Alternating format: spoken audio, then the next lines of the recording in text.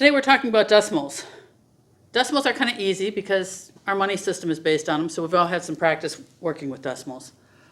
Decimals are just fractions where somebody has come along and done the math for us. So let's take a look.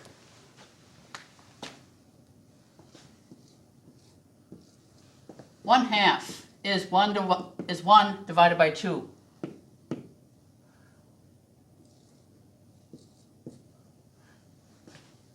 So 1/2 is 0.5.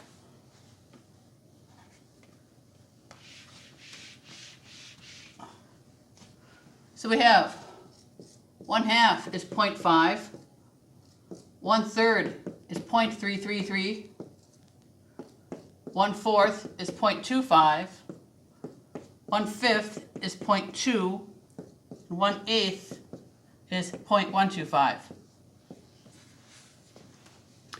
These will become more important when we hit percentages. But in each case, what we do to get from a fraction to a decimal is to just do the math, is to just to divide. For example, 3/8. We take the 3 and we divide it by 8.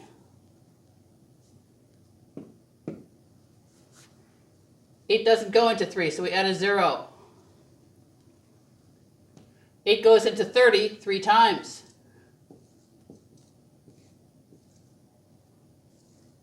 Add another 0.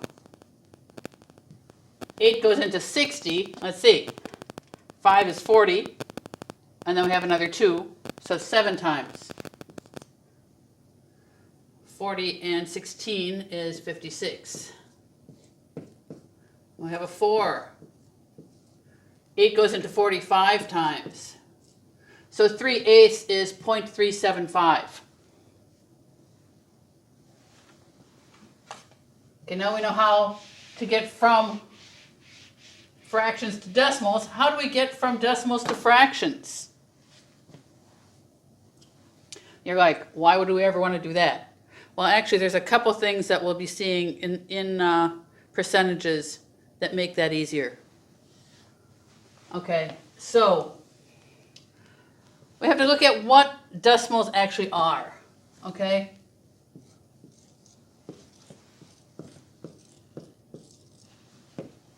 If we look at a number, this is 1 times 10. This is 2 times 1. This is 3 divided by 10. This is 4 divided by 100. This is 5 divided by 1,000. And this is 6 divided by 10,000. As we go off the screen. All right? So each position here is a number divided by something else. And that's pretty much the definition of fractions. Okay, let's look at a specific example.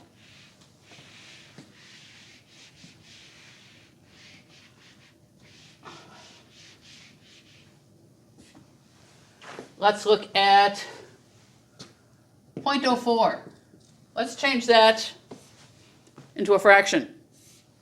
Okay, this is divided by 10. So this is divided by 100. So what we have is 4 over 100. We can simplify that and make it 1 over 25. So 0.04 is 1 over 25.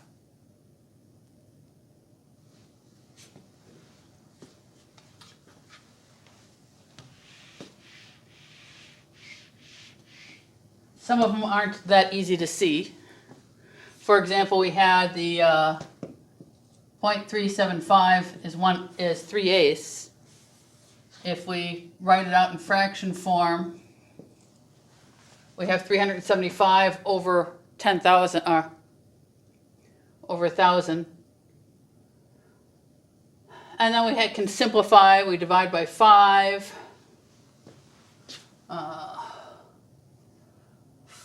5, that gives me 25, 30, so 7, and then 200.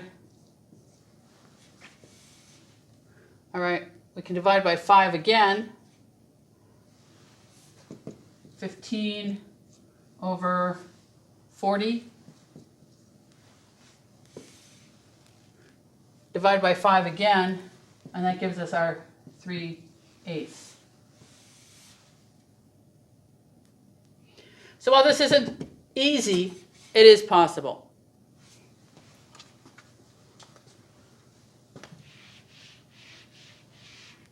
All right, now that we know the relationship between fractions and decimals, let's look at the mathematical rules for them. All right, when we're adding or subtracting, we have to line up the decimal because we need to add and subtract the same thing. So, for example, if your friend owed you $5 and he gave you a nickel,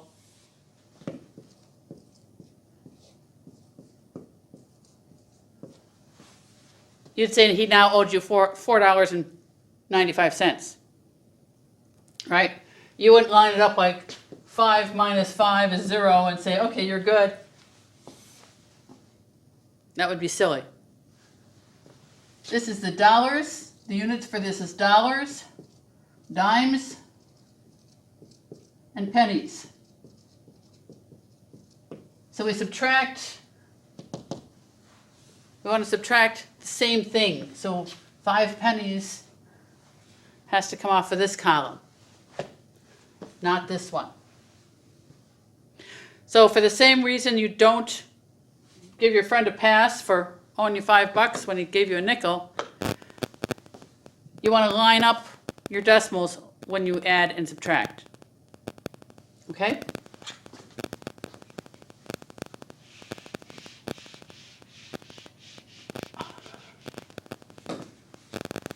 Multiplying is actually very easy. Let's multiply 1.43 times 0.27. What we do is, these happen to line up, but they don't have to with multiplication. What we do instead is we move the decimal off. Okay? Here we've moved this 2 places, another 2 places, so we have 4 places total that we've moved the decimal. Okay? So, then we just get rid of the decimal and do the math. 7 times 3 is 21. 7 times 4 is 28, 30, 7, 10. Okay, 0, 6, 8, 2, 1, 6, 8, 3. Now we've moved the decimal 4 places. 1, 2, 3, 4. The answer is 0.3861. Sometimes we put a 0 in front just to let you know that there's a decimal there. Okay?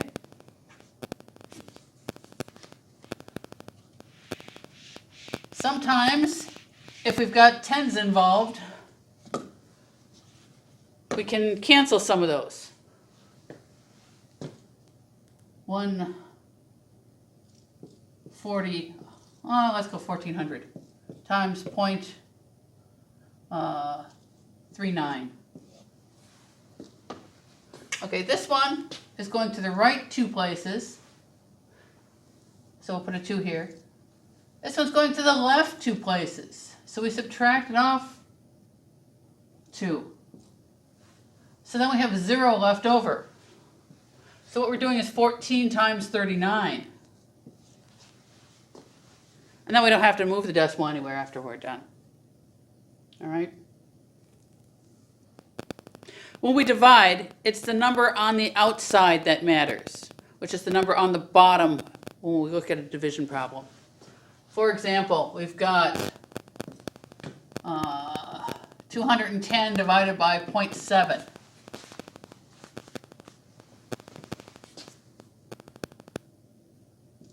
$210 divided by 0.7. Okay? Remember when we're dividing, the guy on the top goes in the house and the guy on the bottom stands guard outside. But we know that this is the guy who really does the work, right? So, this is the one that's important. We have to move this so that it's a whole number. Okay, we cannot divide things into fractional piles. When we move that over, we have to add a 0. What we're doing is we're multiplying both the top and the bottom by 10. Because we're doing it both top and bottom, we're not changing the problem at all. Okay? So that's why when we're done doing this problem, we don't move the decimal anymore, because we already took care of that in this spot. Okay? So by multiplying by 10, we move the decimal over. That gets rid of that. This one just gets an extra 0, which is what we did here. Okay? That's all that it takes for division. Just moving the decimal on this one over.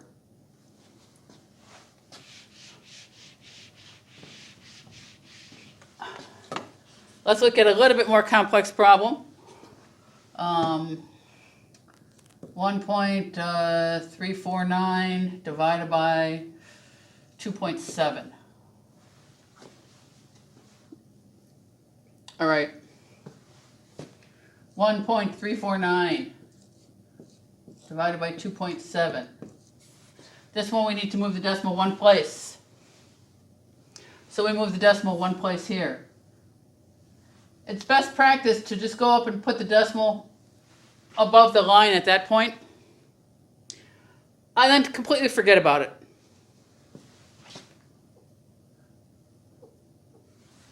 We just do the math. 27 doesn't go into 13. It does go into 134, almost 5 times, 4 times. 28. 4 times 2 is 8 plus 2 is 10. So 34 minus 8 is 26. We bring down the 9. We have a 9 here. 9 times 7 is 63. 9 times 2 is 18. Plus 6 is 24. We get 26 again, but this time we're bringing down a 0. So 9, 243. But you can see that we have our answer here. Okay? Let's look at some questions from our book of problems here.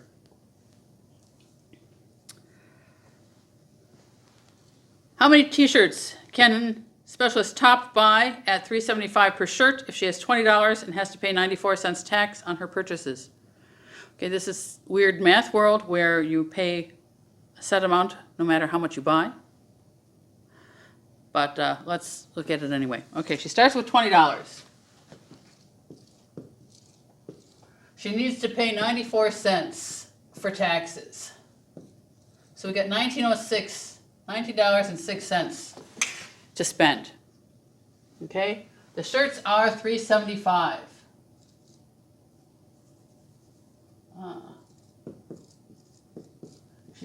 So we're dividing 1906 by 375. We got to move the decimal 2 places here and 2 places here. So we're going to be putting it there. Okay? And then we get rid of it all and do the math. Okay?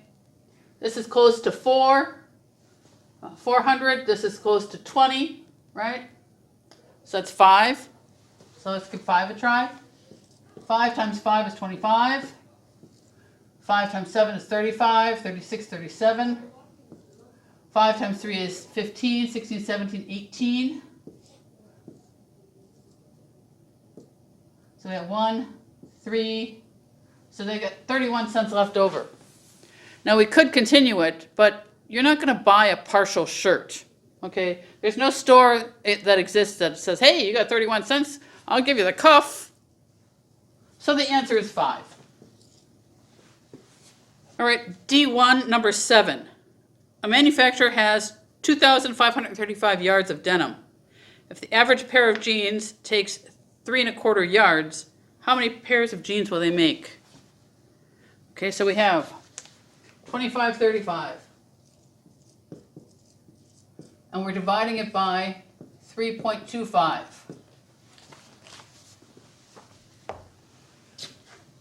We move the decimal to two places. All right, the decimal right now is right here. So we have to add 2 zeros, and we put it there.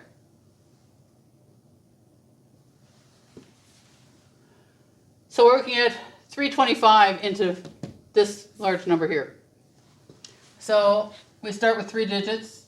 Okay, 325 doesn't go into 253, but it does go into 2535. So let's see. 25, it would be 8. To get 3 into 25 would be 8. We've got this extra 25, so let's do 7. Okay, we put a 7 directly above the 5. We know that we've got 2 spots here. Okay, let's do 35, 14, 15, 16, 17, 7, 21, 22.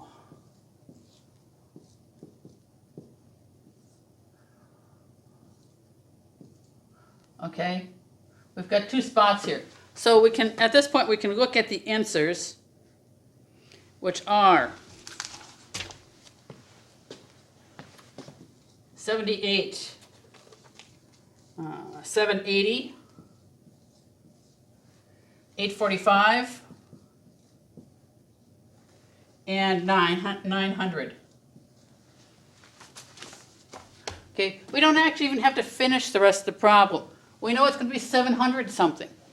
And there is only one answer, which is 700 something. That's 780. All right? So we don't have to finish the problem.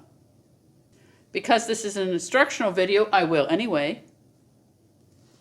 But if you're on a test and have a time limit, once you know that it's 700 something, just grab the answer. Okay? Because this is an instructional video, I'll finish anyway. We bring down the 0. Right? We know this is 7. And this is just a little bit higher. So let's try 8. All right, I'll admit that I took a hint from knowing that the answer is 780 already. 8 times 5 is 40. 8 times 2 is 16, 17, 18, 19, 20. 8 times 3 is 24, 25, 26. 0, 0, and we fill in that 0. Okay. Next question is D1 number 9. All right, I want to cover this one specifically because this is what I call a two-rate question. All right, the answer is a combination of 2 different rates. This happens sometimes when we've got some number and there are 2 things that go into it. Sometimes it's frequently something like a salary and commission.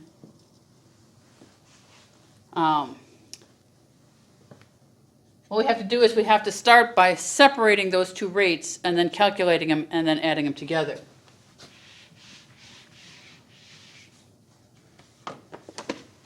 In this case, the question reads, at a postage rate of 22 cents for the first ounce and 17 cents for each additional ounce, how much will it cost to mail a large envelope weighing 14 ounces? So we have the cost is a combination of the first ounce and additional ounces.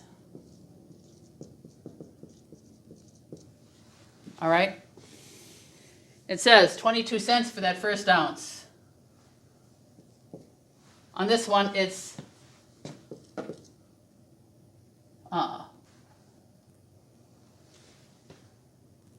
in this case, it's 17 cents times the number of additional ounces. Okay, keyword here is additional. This is above the first ounce. So if we had 14 ounces, we have to subtract off that first ounce. So we're multiplying 17 cents by 13, not 14. Okay? 3 times 7 is 21.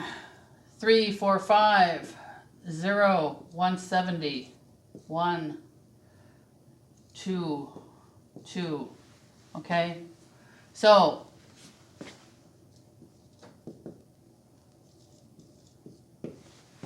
additional ounces are $2.21.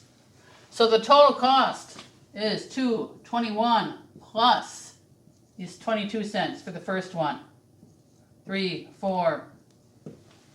So total is $2.43. $2.43. All right, here's another one of those double rate ones. D1 number 12. J. Ryder bought 4 tires on sale at $52.95 each. What was the cost of the tires, including sales tax of $9.53? So we have to separate that. We've got the total cost. So we have part of it going to four tires, and the other is tax. In this case, the tax is easy. It's $9.53. 4 tires is 4 times the cost of the tires, which is $52.95. Okay? I'm feeling particularly lazy today. I don't want to multiply $52.95 times 4, so I'm going to do my subtraction trick. $52.95 is the same as $53 even minus 5 cents. Okay, 53 times 4 is $12.21 minus 5 cents times 4. That's 20 cents. Okay, so we've got $2.12 minus 20 cents, so that gives us $2.11.80. $2.11.80 plus $9.53.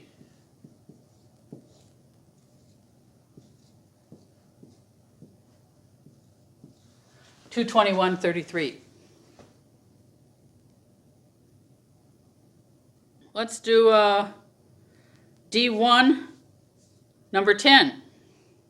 Ability earned $42.56 on Monday. $42.56. $43.25 on Tuesday. $41.64 on Wednesday. $52.95 on Thursday. And $47.80 on Friday. What was his average daily earning? So averaging means we have to add it up and divide by 5. All right, let's put to use our method for adding columns. We have 4 and 6, which is 10. We have 5 and 5, which is another 10. So 0 left over. We got 8 and 2 is 10. We got 5 and 6 is 11, and 9 is 20. That makes us a 3, and we have 2 left over. We have 7 and 3, which is 10. 2, 3, 6, 7, 8. We have 5 is 4 and 1. So then we have 1, 2, 3, 4, 5 4s, which make 20. And then we have 1, 2, so 22. So he made $228.20, and we're going to divide that by 5. 228 divided by 5. 4 gives us 20. 28 means 5, which gives us 30. 45.60 is how much is the average he made. Okay, there's another problem I want to show you, simply because I want to show you the method for taking averages. That speeds things up quite a bit. It's on D2, number 2, nurse icy fingers. Recorded John's temperature at 4-hour intervals as 103.2, 100.8, 102.9, and 99.9. All right. You want to know what his average temperature was? Well, I don't want to do this much math. Okay? So I'm going to make it easier. I'm going to make it easier by picking a number and subtracting it out of everything, and then adding it in on the end. Okay? Because if we take out a number, do the averaging, and then add that number in, we're essentially doing the division for it. Okay, let's do the problem and I'll show you. Okay, I want to take out 100 because that's a nice even number, but this one's too low. So I'm going to buy 0.1. So I'm going to take a 0.1 out of this 2. And that makes this 100. So I'm just combining those two. All right. Now I'm going to take 100 out of everything.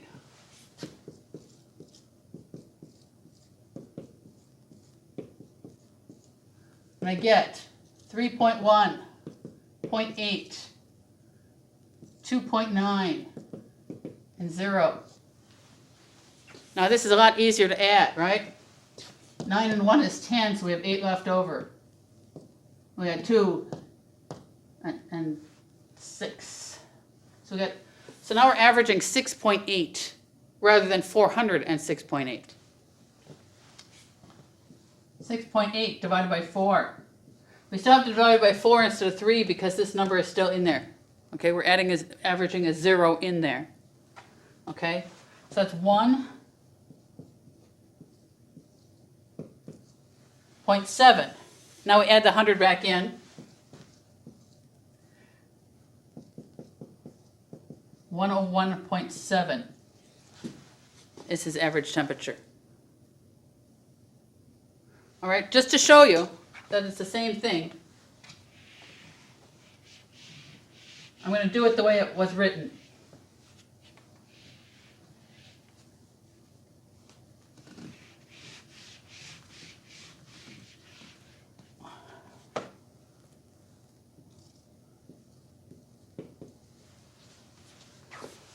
Okay, we're going to combine this 2 with the 2 9s.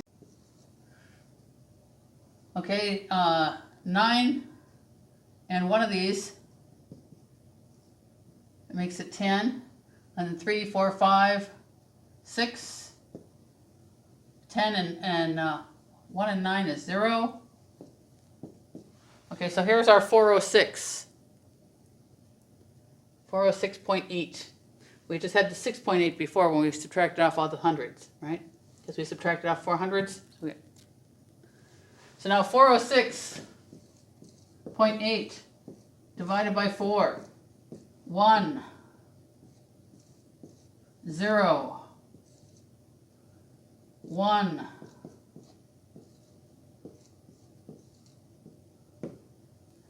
7. Okay?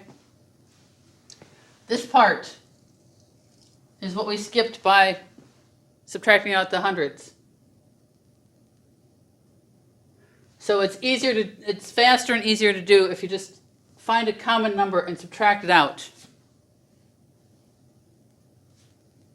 All right, tomorrow we're going to start with percentages. Percentages are the thing that give people the most problems, and that's because it combines the ratios, fractions, and decimals all in one thing. So if you're missing out on one of those ideas, then you're going to be screwed. So we're going to learn how to do them, and we're going to learn how to do them easily. I use what's called the 10% method, and that's a very quick and easy way of doing it. So I'll see you tomorrow.